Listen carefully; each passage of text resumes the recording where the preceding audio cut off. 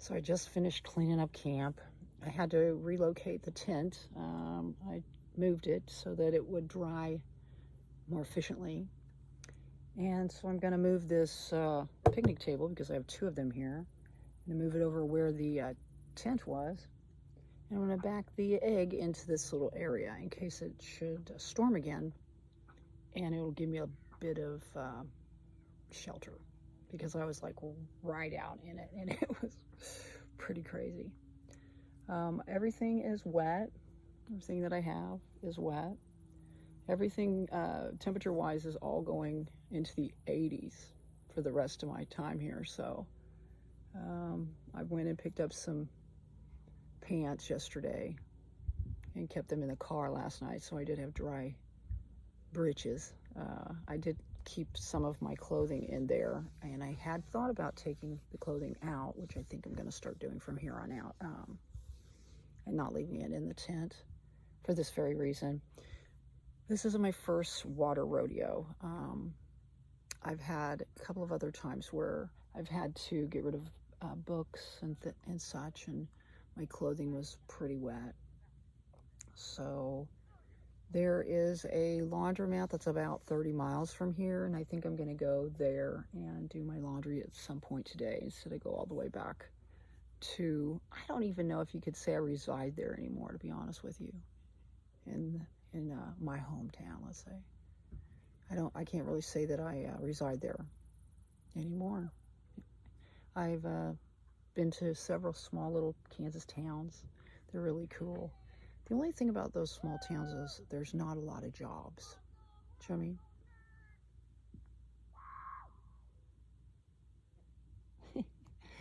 Even if there was a rain and it's not very busy, there's still quite a bit of activity, and it's quite louder this morning than it has been the entire time that I'm here. So kind of some crazy people. So I'm sitting here charging up a device in my vehicle, and the vehicle's on. Everything's kind of strewn about. I have, things hanging and trees over in that area, and I've got some things right over here that you can't necessarily see. Tool bag.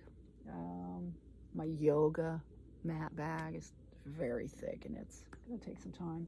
The tent bag is just about dry. My gym bag is just about dry. I have a duffel bag that's just about dry, a fairly large one. So yeah, everything's drying out. My car, I'm going to have to open up the doors here pretty soon because the interior did get wet. Those screens were on the outside, and they just kind of permeated the part of the fabric that was on the inside, and then it just started dripping. And I didn't really realize that until probably an hour into the storm. But anyway, I'm sitting here in my car, and this white pickup truck pulls up and does the loop, and then he goes real slow right before my camp area, and then he just stops and gets out and looks over at my camp. I don't know if he was going to ask me if I needed help or something or what, but I was eating, and so I got out and put my stuff in the trash and kind of looked over at him.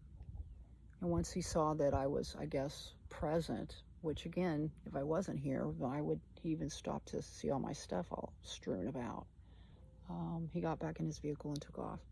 I'm thinking that he's staying in, I would assume an RV, maybe a fifth wheel or something like that. That's around here.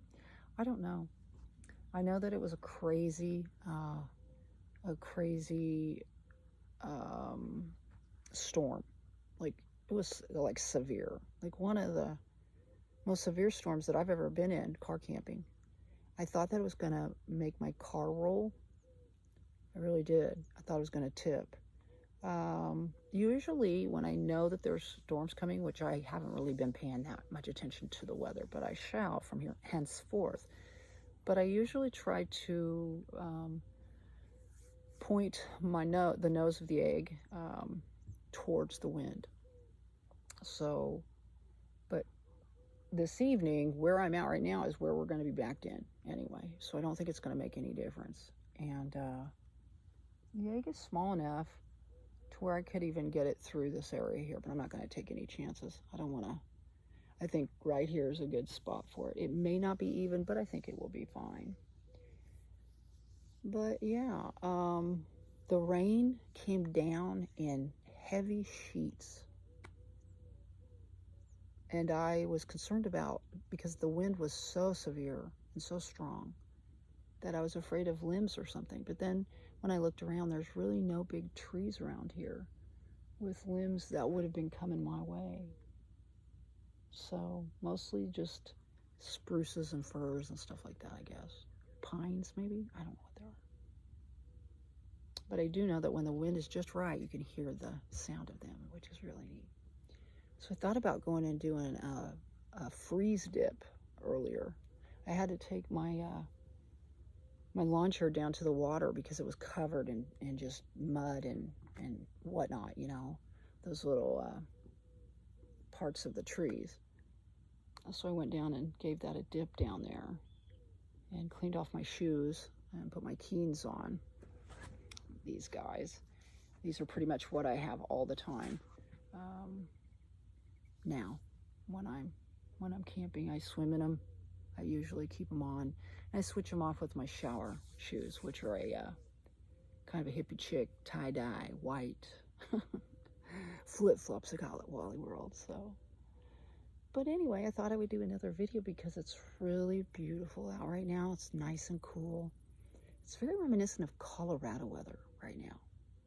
And when you're swimming down in the cove, if you don't look towards the main hub of the lake and you just look down the cove, you could be anywhere in the world, you know. And Colorado was one of the places that was mentioned when we were all talking about how cool the cove was. This is Cove Camp, this area right here. But as far as the cove itself, it's one of the nicest areas on the lake. And that's just not me saying that. There's people that have been coming out here for years and years and years, come out every summer and practically live out here. And they like this cove area, so I call it Popo Cove. But I think I'm gonna take a dip here in a little while and shock the lymphatic system, I guess. But I'm gonna also check the weather, make sure that there's nothing else coming. But everything's drying out, thank goodness. And I did eat. I've got some bananas over there. Some of them, they were in the water, so I had to toss a couple of them. But they're marked down bananas, so they're already about ripe, you know. And I think I'm gonna make some pancakes today. The wind isn't too bad. I'm gonna use my 1-burner stove, and we're gonna make some pancakes. So I haven't really cooked like that since I got here, and I've been wanting to. So there is very little breeze or wind right now. This would be a good time to do it. So I just thought I would share again and let you see how beautiful it is here in Kansas if you ever get a chance to camp along, say, the interstate, like say if you're coming through. Well, probably you're gonna have a better bet. Well, if you're on I-35 coming from Nebraska, you can take a lefter, and there's a real nice lake there, but you can't really swim at it. All up and down I-70 off the interstate, usually about a half an hour off, there's beautiful state lakes. And are they federal lakes? I don't know. But this particular lake that I'm at is one of the clearest and cleanest waters of all the lakes in Kansas. That's why I really like it. So anyway, if you enjoyed the video, give it a thumbs up. And if you want to subscribe to see future videos, then please subscribe. Please have a wonderful weekend. TGIF to you. And I thank all my subscribers. I have 5 now. And I appreciate anyone that comes by and enjoys the energetic expression of the Debster. Anyway, thanks a lot for coming by. Spread those little pieces of peace. We'll see y'all on down the road. Bye-bye.